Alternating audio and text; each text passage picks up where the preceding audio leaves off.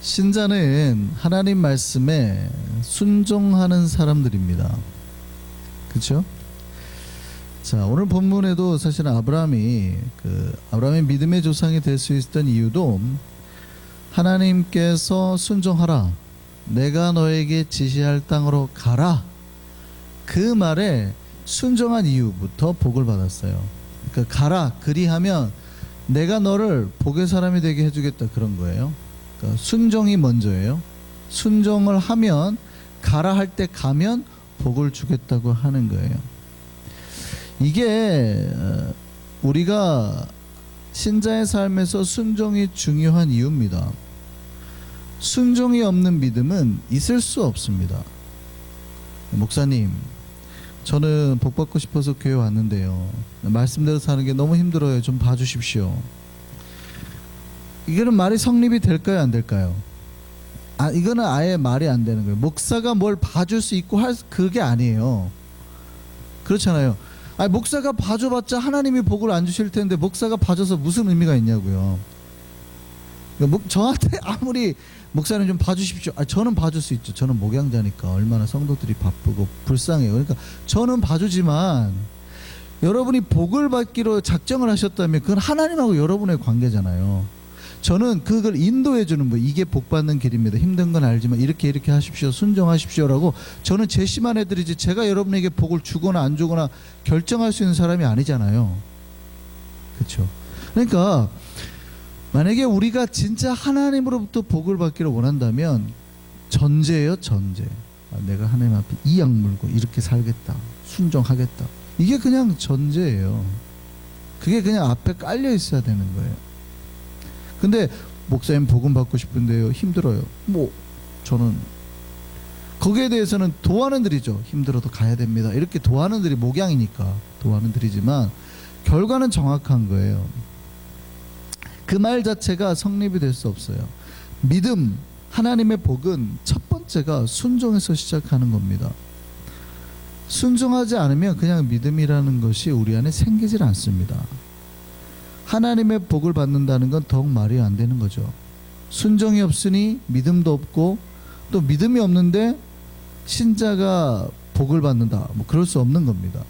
순종이 없으니 믿음도 없고, 믿음이 없으면 그 사람은 불신자가 돼버리는 거죠. 비록 교회에 앉아있더라도. 순종이 첫 번째임을 믿으셨으면 좋겠습니다.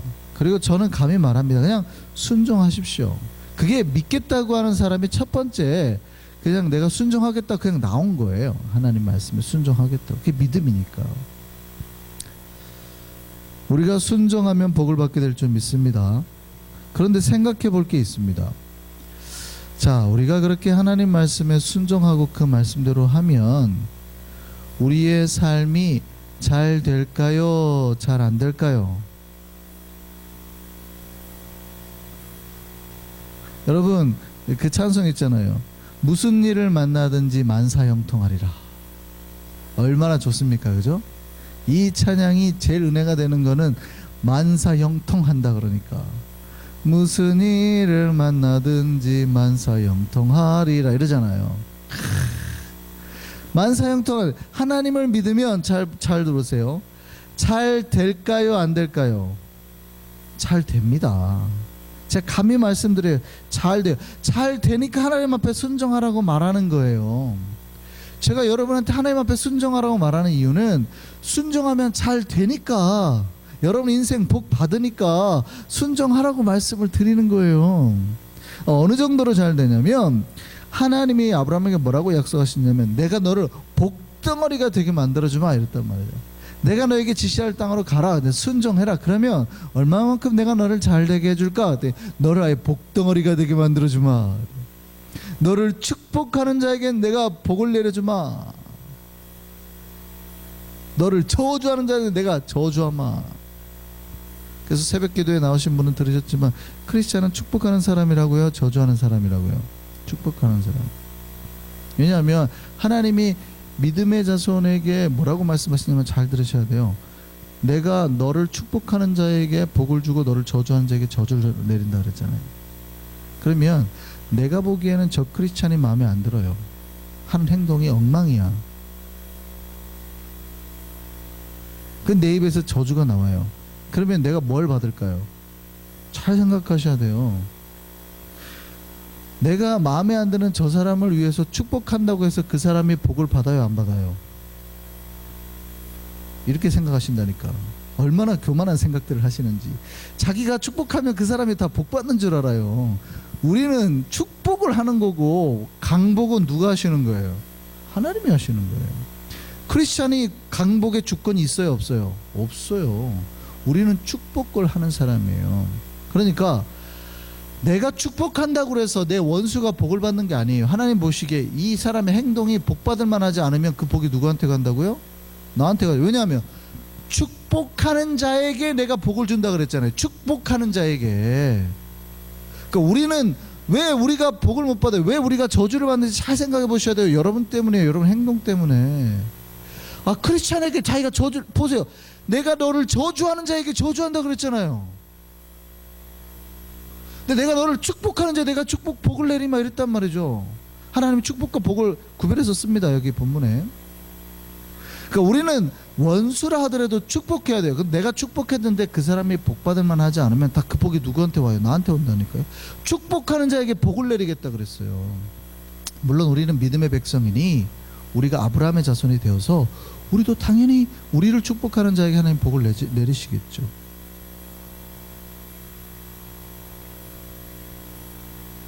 어쨌든요, 우리가 그만큼 복덩어리가 되게 하신다는 거예요. 우리가 그만큼 복덩어리가, 하나님이 그냥 우리를 복 자체가 되게 하셨어요.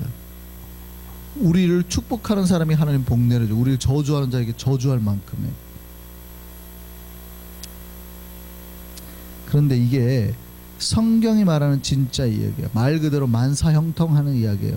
근데 이게 현실로 그대로 우리가 삶에 적용을 해봤을 때, 우리가 하나님 말씀에 순종했을 때, 그러니까 여러분, 그 이론과 실제가 다르다는 건 이제 거기서 나오는 거예요.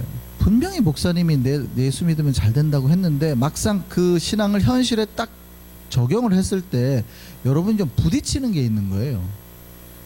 이게 아닌데, 목사님 말대로 안 되는데 라고 하는 게 있어요. 그게 이제 현실에 우리가 딱 적용을 할 때 나타나는 현상이에요. 여러분 하나님 말씀대로 순종하고 살면 현실에 여러분 삶이 다 만사형통이 되던가요? 여러분의 삶이 다 만사형통이 됐어요, 안 됐어요? 네, 우리 삶에 이상하게 뭔가 고난이 있죠. 이상한데? 그러면 하나님 말이 거짓말처럼 느껴지는 거예요. 분명히 하나님 우리에게 복 주신다 그러고 잘 된다 그랬는데, 그래서 예수를 믿었는데 막상 예수 믿고 내 삶을 돌아보니 어라 이거 봐라, 왜 이런 문제가 많지? 왜 이렇게 어려움이 있지? 라는 게 생긴다는 거예요. 우리가 하나님 말씀에 순종했을 때 손해를 보거나 어려움을 겪게 된단 말이에요. 이게 우리가 어려움을 겪을 때 갑자기 신자들이 충격을 받습니다. 왜냐하면 하나님 말씀하셨어요. 순종해라. 그래, 한번 해보자. 결심하고 결단하고 순종하고자 해보자. 그런데 순종했는데 더 힘들어져요, 갑자기. 새 가족 중에 오랫동안 교회 한번 가자. 전도를 딱 했어요. 전도해서 겨우 주일날 교회 왔는데 예배 마치고 가서 대판 싸웠다는. 예배 드리는데 그날 아들이 교통사고가 났다는. 애써서 전도해요. 그러면 딱 어떤 생각이 들어요? 새 가족들이나 이런 사람들이 교회 가서 그래, 교회 가서. 그러니까 충격이 되는 거예요. 교회 가서 분명히 잘 돼야 되는데 오히려 하나님 말씀에 순종하고 하려고 했는데 갑자기 나한테 안 좋은 일이 일어나면 충격을 받아요. 여러분, 하나님 앞에 순종하려고 할 때도 어려움이 있을 수 있어요, 없어요? 있다고요. 그러니까 있는 거를 미리 예방주사 놓는 거예요. 성경은 분명히 복 준다고 말했지만 그럼에도 불구하고 어려움이 있을 수 있다라는 미리 예방주사를 놓는 거예요. 우리가 하나님께 순종하려고 할 때 좋은 일만 일어나는 게 아니라 생각지 못한 어려움에 직면할 수 있습니다. 이스라엘 백성이 이집트에서 종살이를 할 때 너무 힘들었어요. 하나님 앞에 구원해 주세요, 살려주세요 이랬단 말이죠. 그러니까 하나님이 모세를 불러가지고 그들을 구원해내게 했어요. 하나님께 제사를 드리려 하는 거죠. 이게 좋은 일이에요, 아니에요? 좋은 일이죠. 분명히 좋은 일이죠. 사람들을 구원해내고 그들로 인해서 하나님께 제사를 받아, 하나님 입장에서 좋은 일이란 말이에요. 그러면 그리고 하나님이 모세를 보내신 거 아니에요. 그러면 하나님이 안 가겠다고 하는 모세를 기어이 가라고, 막 기적까지 막 능력까지 줘서 기어이 가라고, 그리고 그들을 구원해내겠다고 하고 그들을 통해서 하나님이 예배를 받으신다고 하는 거 얼마나 좋은 일이에요, 하나님 입장에서. 그러면 당신이 기어이 모세를 보냈으면, 그리고 이 백성들을 구원하기를 원하셨으면, 이 백성들을 통해서 예배를 받기를 원하셨으면 잘 되게 해야 되잖아요. 만사형통하게 해야 되잖아요. 그렇죠? 그런데 거기서 문제가 발생하죠. 출애굽기 5장 6절 말씀 한번 보시죠. 모세가 이제 이스라엘 백성 자 나가게 해달라, 그들이 나가서 하나님께 제사를 드리게 해달라라고 말했을 때 보세요. 파라오가 뭐라고 말했는지. 바로가 그날에 백성들의 감독과 기록원들에게 명령하여 이르되 너희는 백성에게 다시는 벽돌에 쓸 짚을 전과 같이 주지 말고 그들이 가서 스스로 짚을 줍게 하라. 또 그들이 전에 만든 벽돌 수요대로 그들에게 만들게 하고 감하지 말라.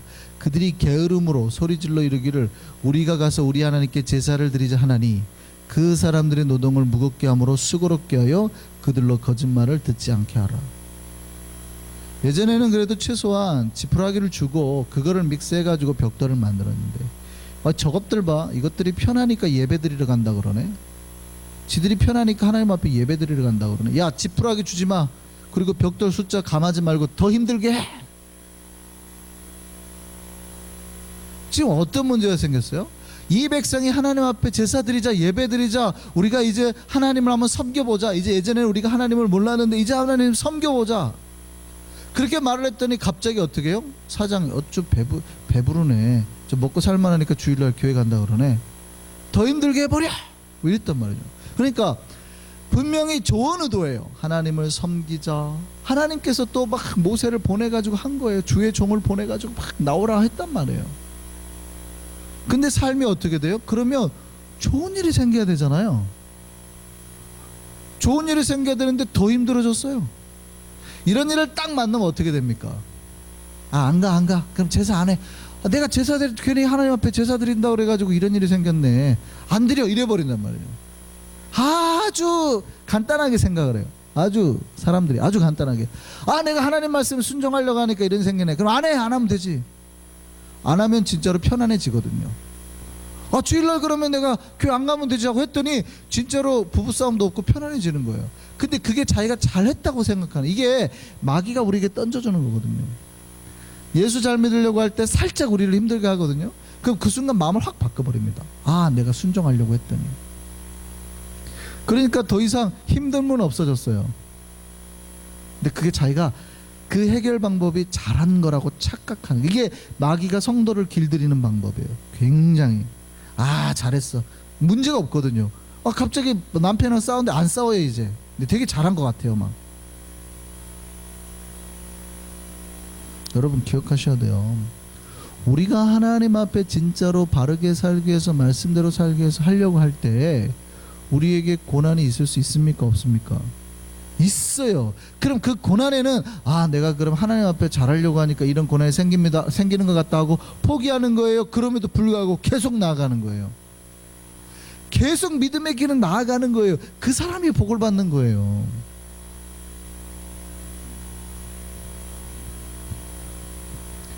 우리는 사실은 이 출애굽기 5장 말씀을 통해서는 그렇게 충격을 안 받습니다. 왜냐하면 결과를 알거든요.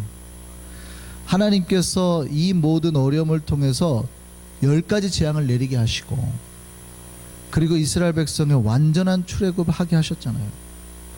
물론 그 상황 속에서도 뭐 여러 가지 어려움도 있을 수 있고, 애국 군대가 쫓아오고 했지만 심지어는 홍해까지 가르는 기적을 보이셨잖아요. 그러니까 우리는 그 모든 결과를 아니까 뭐 이 정도쯤이야, 뭐 하나님께서 그래도 다 결과는 좋았네, 우리는 알죠.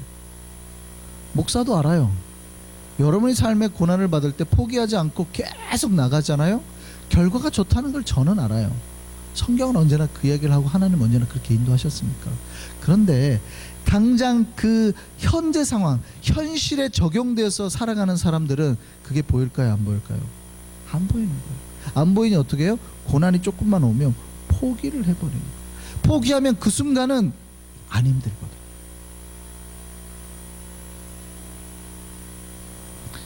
이스라엘 백성들도 하나의 충격이 된 거예요. 처음으로 자기들이 하나님 앞에 그럼 믿어보자 라고 했는데 그들에게 어떤 체험이 생겼어요? 어떤 경험이 생겼어요? 하나님 앞에 순종하면 더 힘든 일이 일어날 수 있다 라는 트라우마가 생긴 거예요. 이스라엘 백성들. 근데 그거 떨치셔야 돼요. 여러분, 신자들 기억하셔야 됩니다. 우리가 하나님 말씀 순종하려고 할 때 우리에게 예상치 못한 고난이 올 수 있어요. 근데 그 고난은 어떻게 하는 거라고요? 그냥 이기고 나가는 거예요. 이기고 나가면 그냥 더 큰 복이 오는 거예요. 고난 때문에 우리의 믿음의 길이 막혀서는 안 돼요. 그 고난 하나에 우리가 지금까지 잘 왔던 신앙의 길을 돌이키면 안 된다는 거예요. 이스라엘 백성이 그 고난을 포기했다면 그들은 평생 노예로 살았어야 될 겁니다. 지푸라기는 이제 더 이상 안 주어도 될지 모르지만 평생 노예로 살았어야 될 거예요. 신자들도 마찬가지예요. 우리 믿음의 순종에 고난이 온다고 믿음을 포기하게 되면 평생 죄의 노예로 살아야 되는, 그냥 그대로 사는 거예요. 구원이 없어요. 복이 없어요. 여러분, 하나님 앞에 순종함으로 오는 고난, 내가 잘못해서 오는 고난은 하나님 앞에 회개해야 되는 거예요.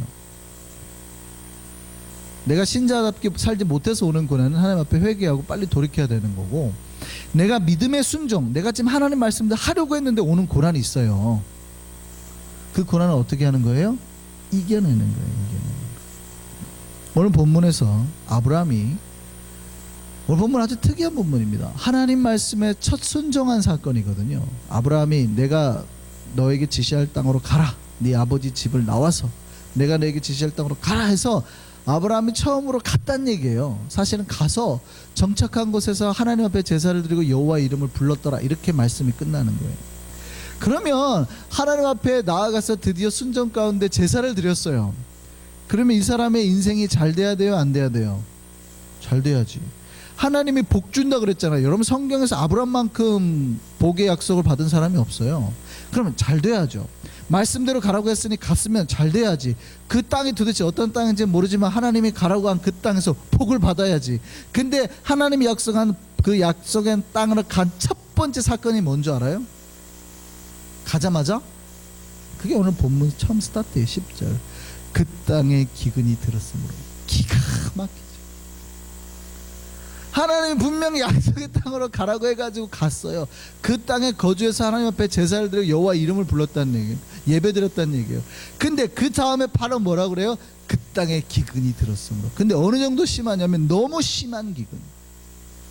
야, 이 땅 못 살겠네, 애굽으로 피난 가자, 이렇게 된 거예요.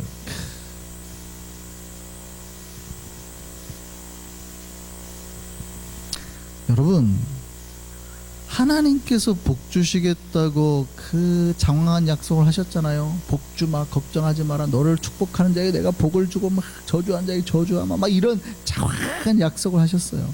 그리고 아브라함을 탁 보내셨단 말이에요. 그런데 그 땅에 기근이 들 수 있을까요? 없을까요?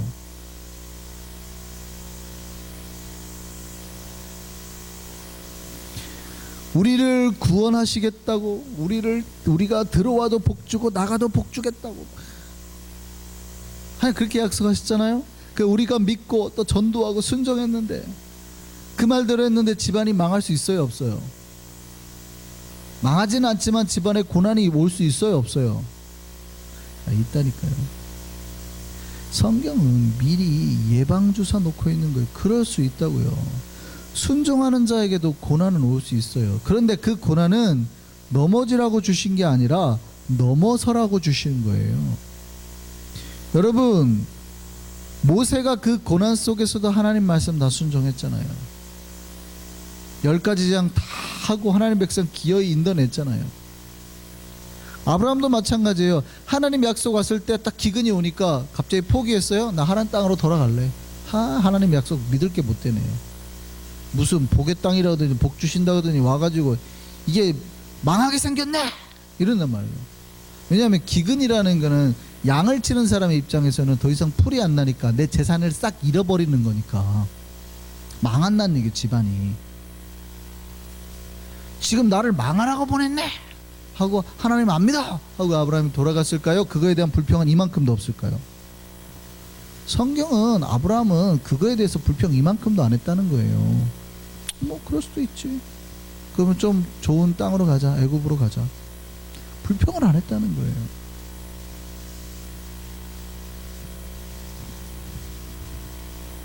그냥 자신의 믿음의 삶을 살았습니다.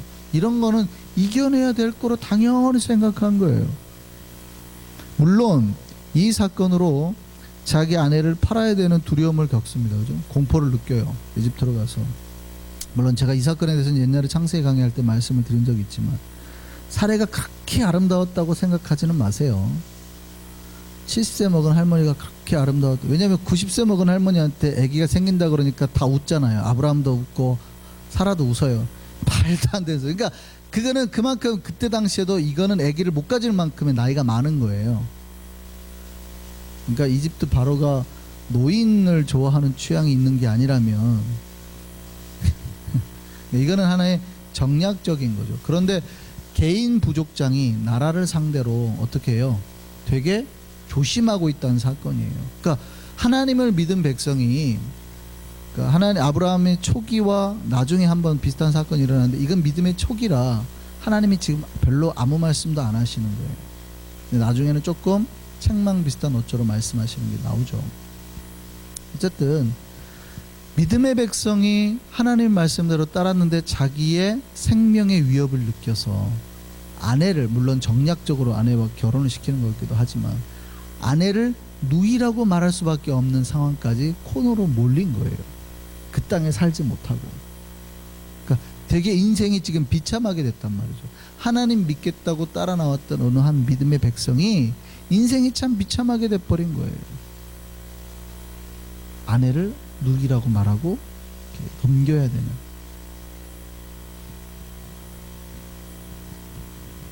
그런데 그런 어려움과 고난을 만났지만 성경이 말하는 건 뭐예요? 하나님은 당신의 믿음의 백성을 끝까지 지키셨다는 거예요. 하나님이 이 사건으로 바로의 가문에 재앙을 내려버리잖아요. 이게 하나님이 당신의 백성을 지키셨다라는 거예요. 그리고 바로가 깜짝 왜 나한테 속였어 하고 말하더니 복을 엄청나게, 그러니까 이 사건으로 아브라함이 갑자기 부자가 돼버린 사건이에요. 이것 때문에 돈을 엄청 받게 되죠. 미안하다.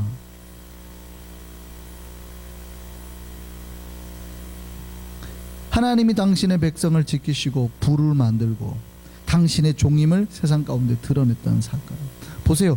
고난을 감내했더니, 물론 상황은 최악이에요. 그죠?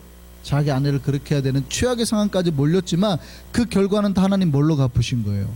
복으로 갚으신 거예요.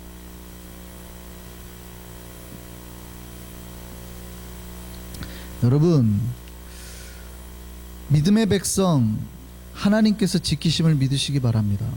여러분, 믿음의 백성 주님이 지키시는 거예요. 그런데 기억하셔야 돼요. 우리가 처음 하나님 앞에 믿겠다라고 결단한 순간 내가 바로 거룩해지는 게 아니에요. 내가 바로 하나님의 사람으로 탁 되는 게 아니에요. 제가 어쩌냐고도 말씀드렸죠. 녹슨 가마솥 얘기했잖아요.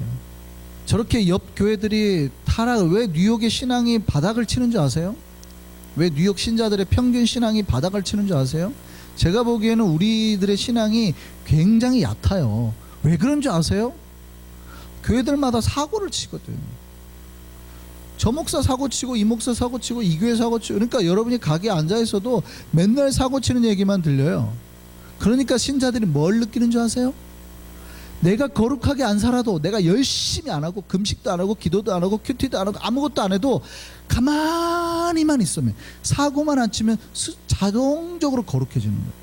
좋은 신자가 돼버려요. 아주 몹쓸 환경에 항상 처해 있어요. 뉴욕 신자들이. 그러니까 내가 하나님 앞에 열심히 안 하면, 한국 같으면 막 제가 말씀드렸잖아요. 권사님들이 매일 밤 기도해요. 철야를 해요. 근데 안 그런 권사님들은 막 죄책감을 느끼거든요. 나는 나쁜 권사인가 봐. 제가 말씀드려요. 제가 고난주간에 일주일에 하루 금식하는, 하루 금식, 제가 워낙 금식을 못한다고 그랬잖아요. 하루 금식하면 저는 너무 힘들어요. 근데 학교를 가잖아요. 후배들이고 얘네들은 3일씩 금식했다는 거예요. 교회 장로님들은 농협 다니고 이런 장로님들이 직장생활 다 하는데 3일씩 금식해요. 그래 어디서 하루 금식해가지고 명함도 못 내미는 거예요. 근데 우리는 고난주간 일주일에 한 끼 금식해도 의롭단 말이에요. 지금 왜 의로운 줄 아세요? 옆에 교회는 금식 안 하거든. 뿐만이 아니라 쟤네는 사고 치거든. 그러니까 우리는 한 끼 금식, 고난주간 내내 한 끼 금식밖에 안 했는데 자연적으로 의가 되버려요. 거룩한 교회가 되버려요. 아주 몹쓸 환경에 우리가 놓여있다 이 말이에요. 뉴욕이 그래서 교인들 전체적인 신앙의 수준이 평균 하향이에요. 제가 보기에는 목사들이 저렇게 목사가 저래도 되나 싶은 목사들이 태반이란 말이죠. 물론 바빠서 일하시느라 기도할 시간 없겠죠. 성경 볼 시간 없겠죠. 근데 설교하는 사람이 기도 안 하고 자기 바쁘다고 일 잡 때문에 기도 안 하고 설교 준비 안 하고 올라가도 괜찮아요? 원고 설교도 준비 안 하는 목사가 태반이에요. 이런 환경 속에 있다 보니 목사고 장로고 성도들이고 다 평균 하향이 돼버린 거예요. 근데도 괜찮아요. 왜냐하면 A 플러스 등급이 하나님 앞에 제물로 바쳐줘야 되는데 A 플러스 등급들이 다 녹슬어 버렸어요. 녹물에 빠져가지고 교회가 허우적거리니 우리는 B급이라도 하나님 앞에 겨우 이거라도 이제 드릴 제물이 이거밖에 안 남은 거죠. 그러니까 자기 하나님 앞에 예물로 드리니 다 괜찮은 줄 알아요. 다 아주 몹쓸 환경 속에 우리가 놓여 있다 이 말이에요. 제가 어제 말씀드렸죠. 뉴욕 나중에 우리 교인을 대상으로 한번 새 찬송가 말고 구 찬송가만 탁 해가지고 펼쳐지는 대로 부르기. 10수년을 했으면 여기는 찬송가, 우리가 복음성가는 모른다 쳐도 그죠? 요 정도는 알아야 될 거 아니에요? 하면은 거기에서 과연 몇 분이나 성공해서 제대로 찬송가를 부를 수 있을까? 그만큼 목사님 저는 음악적인 능력이 없어요. 그거는 괜찮아요. 음악적인 능력은. 근데 우리가 수십 년을 불렀던 찬송가도 못 부를 만큼 훈련이 안 돼요. 말씀 한 구절도 제대로 못 외워요. 그런데 하나님 앞에 부끄럽다는 생각들을 안 해요. 지금 우리 교회를 예상으로 하는 얘기가 아니라 뉴욕의 전반적으로. 왜 그런 줄 아세요? 교회들마다 사고를 뻥뻥 치거든. 목사도 저렇게 스캔들 내고 다니는데 뭐 우리는 아무것도 안 해도 우리는 잘하고 있어. 사고만 안 치면 잘하고 이러고 있어요. 아주 몹쓸 환경에 아주 처해 있다는 거예요. 여러분, 우리가 여러분 예수 믿겠다라고 하나님 앞에 그 결심한 그 순간부터 여러분 그냥 거룩해지고 좋은 신자가 되는 게 아니에요. 물론 그 순간부터 하나님은 하나님의 보호하심과 도우심을 우리와 함께 하겠지만 우리가 거룩한 신자의 삶을 온전히 살 수 있게 되는 건 아니에요. 우리가 믿겠다고 고백하고 순종하는 순간부터 신자는 하나님의 훈련 코스에 들어가는 거예요. 아브라함이 하나님 말씀에 순종하겠다는 그 순간부터 사실은 아브라함에게 여러 가지 어려움이 있었습니다. 그리고 하나님은 그 모든 어려움과 고난 속에서 계속 훈련하고 테스트를 하시는 거예요. 심지어는 약속대로 100세의 그 아들을 주셨는데 그 아들을 나중에 어떻게 해요? 바치라 그러죠. 그 100세 난 아들을 바치라 그런단 말이에요. 네가 네 사랑하는 아들 독자 이삭 나한테 바쳐라. 계속 훈련 테스트. 그래서 믿음의 조상 아브라함이 만들어지는 거예요.